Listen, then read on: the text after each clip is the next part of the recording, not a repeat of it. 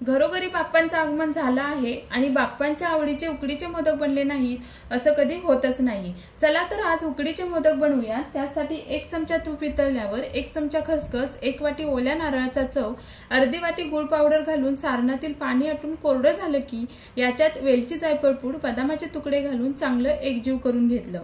आता सारण बनून तयार झाले। नंतर 1 वाटी पाणी, 1 वाटी दूध, चवीपुरतं बारीक मीठ, 1 चमचा साखर, 1 चमचा तूप घालून दुधाला चांगली खळखळ उकळी येऊन द्यायची।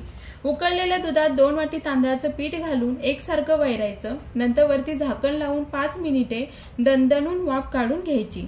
नंतर वाफवलेलं पीठ परातीत काढून घ्या।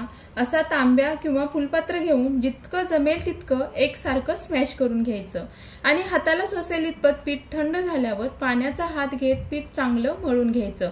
आता सारण आणि पीठ बनून तयार झालं। आता मोदक स्टीम करण्यासाठी हळदीचं पान काढून घेतलं। नंतर असं मी दाखवल्याप्रमाणे साच्याला तूप लावून साच्यात पीठ भरून घ्यायचं। मध्यंतरी होल पाडून बसेल इतपत सारण भरायचं आणि पीठ लावून कडा बंद करून घ्यायच्या। साच्यातून मोदक काढायचा। हे पहा, खूप सुंदर मोदक बनून तयार झाला आहे।